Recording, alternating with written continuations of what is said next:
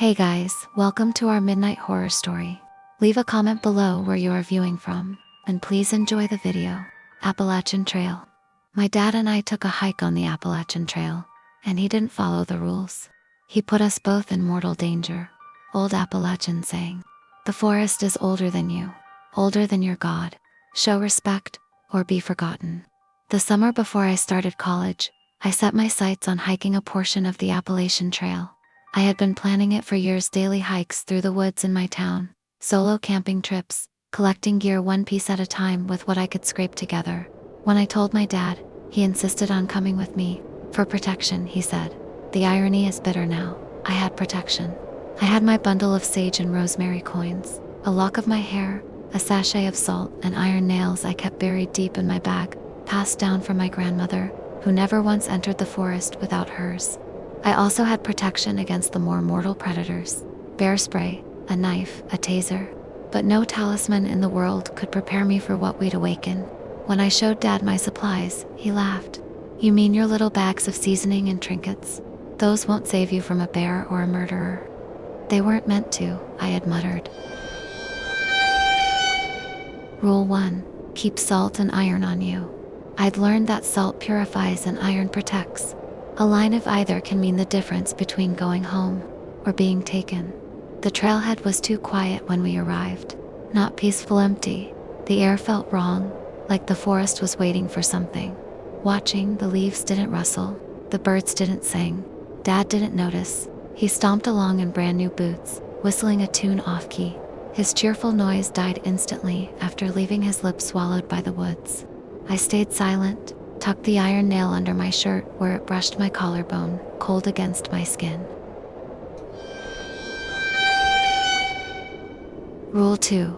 Don't whistle in the woods, my grandmother had said. It calls spirits to you. We hiked for hours. As the afternoon went by, the trees changed. The pines grew tighter, closer, wrong. Their trunks were too thick, bark gnarled and blackened like burned flesh. The air grew hot and humid, despite the elevation wet, like a held breath. Light barely filtered through the thickening canopy. Even in the middle of the day, it was gray and dim. That's when I felt it. Not saw, felt. Like something massive, ancient, and cold had stirred beneath the earth and opened one eye. I stopped walking. Dad noticed and turned back. "You coming, Ellie?" he shouted, holding a walking stick that he probably found somewhere on the side of the trail. He had just broken 2 rules in one go. Rule 3. Don't speak your name too loud. It lets them know who you are. Rule 4. You never take things from the forest. Leave every stone, stick, and bone as you found it. I remembered. Some things belong to the forest. Some things guard it. Yeah, I lied, noticing that we had somehow wandered off the main trail, hopefully not too far. I shouldn't have been blindly following my dad, knowing that he didn't know how to read trail markers. Rule 5. Stay out of hollers you don't know. Some places are thin, I'd read. Time folds, trails change.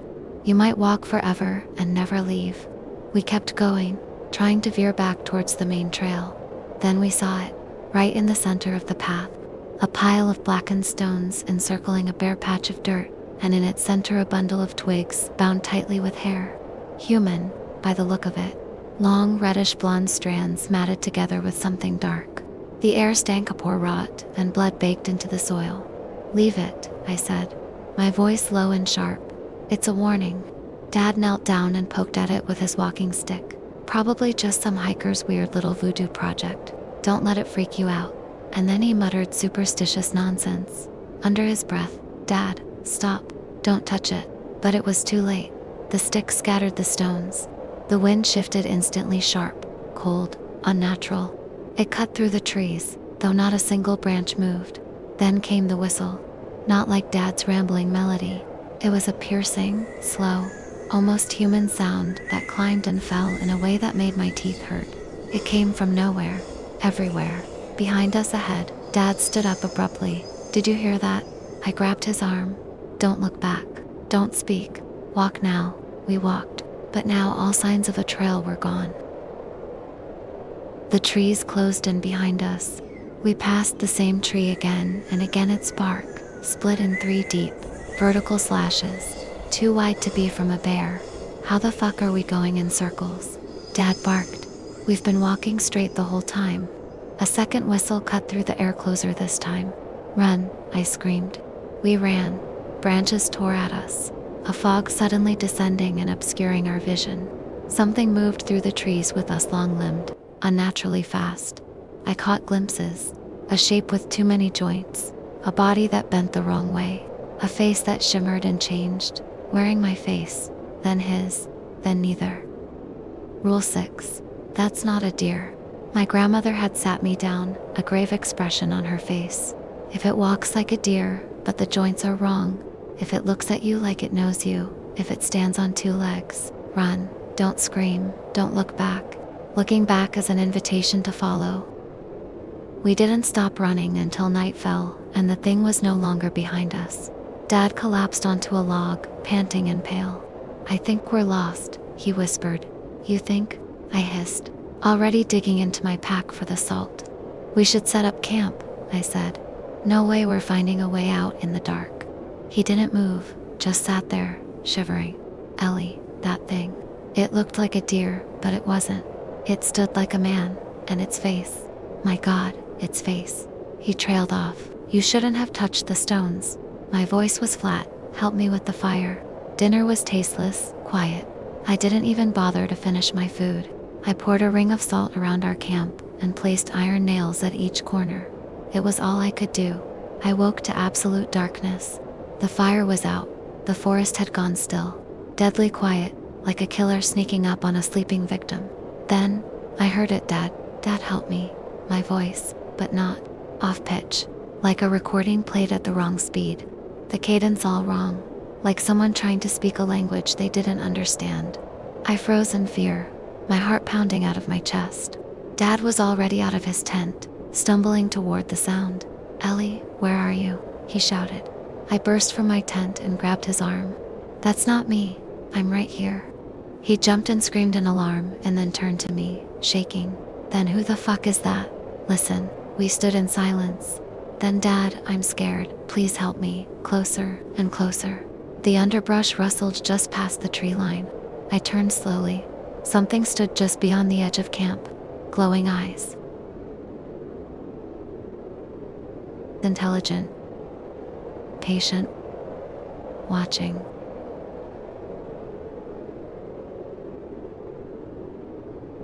Rule 7. If you see glowing eyes, run. More rustling, more eyes. Back to camp now, I whispered. We scrambled back. I dumped the rest of the salt around the fire pit in a frantic circle, hands shaking as I struggled to get the flames going again. From the trees it came again. Dad, Ellie. Help me help. Voices overlapped, changed, twisted into gurgling laughter. More glowing eyes emerged. 5, 6, maybe a dozen. All too high off the ground, blinking out and reappearing in different spots, like whatever they belonged to didn't walk but crawled. We huddled by the fire. I threw sage into the flames and it hissed and sparked. Some of the eyes blinked, some just stared. Then one of the voices whispered, from right outside the edge of the firelight, "You shouldn't have touched it." The voices kept circling the camp. Some cried, some laughed, some whispered things I couldn't understand, not in English, not in any language people were meant to know. The sounds grated at my eardrums and I covered my ears.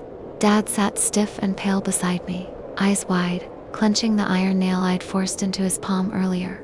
He looked like he wanted to scream but couldn't open his mouth, like something might crawl in if he did. I knew we couldn't sleep. We couldn't even blink for too long. We waited, the fire our only defense.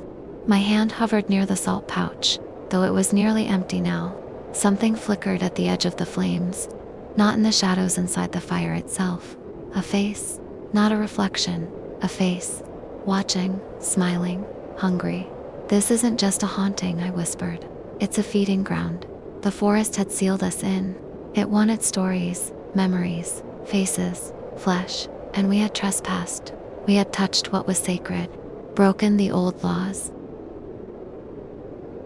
Sometime past midnight, the fire burned low, and that's when the laughing stopped, replaced by another sound: footsteps. right at the edge of the salt. Heavy human. Then Ellie. You always did love the woods. I froze. That voice, it was my mom's. She died when I was 8. She'd been buried in the churchyard 3 towns over. Her lungs filled with pneumonia and prayers. I hadn't heard her voice in nearly a decade, but I knew it instantly. I turned. I had to. Something stood just outside the salt line. It looked like her. The right height. Same dress from the funeral photo on our mantle. But the face-off melted, smiling too wide, eyes too big and glassy. It didn't blink, didn't breathe. Rule 8. If you hear your name, don't answer. This is one of the most important rules. No matter how familiar the voice is, no matter how sweetly it calls, it isn't who you think it is. Behind it, something larger stirred in the trees. Something tall enough to brush the lowest branches. Antlers scraped bark as it moved, but it didn't look like a deer. It looked like something wearing a deer. Dad was whimpering now. This is my fault, he whispered. This is my fault. I didn't disagree. I looked back to the figure of Mom. It leaned forward. One bare foot tested the edge of the salt. The tips of her toes blackened instantly when they crossed the line and cracked, crumbled like burnt paper. She hissed and withdrew. Good. The salt held, but I didn't know how long it would last.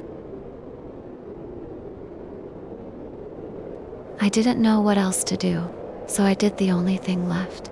I asked for help. I pulled the last of my offerings from my pack, 3 small items wrapped in cloth, a coin, a piece of bread, and a strand of my own hair. I walked to the center of camp, knees shaking, and placed them down carefully on a flat stone by the fire. Then I whispered the oldest words I knew, words my grandmother taught me when I was barely old enough to speak. For those who walked before, for those who guard the green, we mean no harm. Let us go unseen. Rule 9. Leave offerings if you must pass sacred ground. A coin, a sweet, a bit of bread.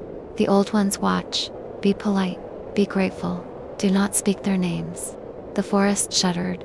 The wind roared suddenly through the trees, though the leaves didn't move. A deep groan echoed beneath the earth, like old roots pulling themselves free. The figures at the edge of the salt, gone. The eyes in the trees, vanished.